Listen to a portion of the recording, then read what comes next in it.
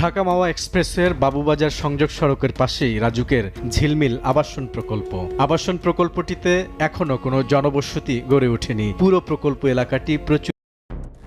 আসসালামু আলাইকুম প্রিয় দর্শক, জানিয়ে দেব এখনকার গুরুত্বপূর্ণ টপ নিউজটি। পুরো নিউজটি উপস্থাপন করব আমি নিপা আক্তার শিমু। এবার বিস্তারিত খবর।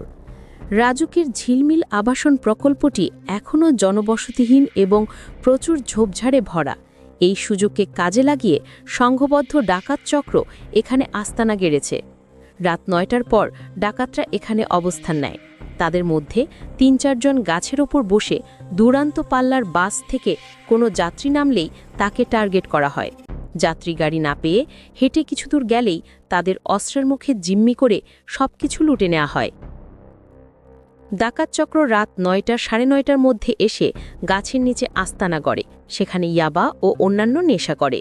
তারা সারা রাত ভোর ৪টা-৫টা পর্যন্ত এখানে থাকে। বাগানবাড়ির পাশেই তাদের অস্ত্র রাখার আলাদা জায়গা রয়েছে, যেখান থেকে দেশি অস্ত্র উদ্ধার করা হয়। বাগানবাড়ি থেকে আধা কিলোমিটার দূরে বটতলার রাস্তা নামে তাদের আরেকটি পাকাপোক্ত আস্তানা রয়েছে, যা তারা টর্চার সেল হিসেবে ব্যবহার করে। হাইওয়ে থেকে কাউকে অপহরণ বা জিম্মি করে এখানে নিয়ে আসা হয়। গত ১৭ই এপ্রিল রাত ২:৩০টার দিকে এই ডাকাত চক্রের শিকার হন জিয়াউদ্দিন কবির। বাস থেকে নামার পর তাকে জোর করে ঝোপঝাড়ে নিয়ে যাওয়া হয় এবং অস্ত্রের মুখে তার কাছ থেকে মোট ১,১০,০০০ টাকা ছিনিয়ে নেওয়া হয়।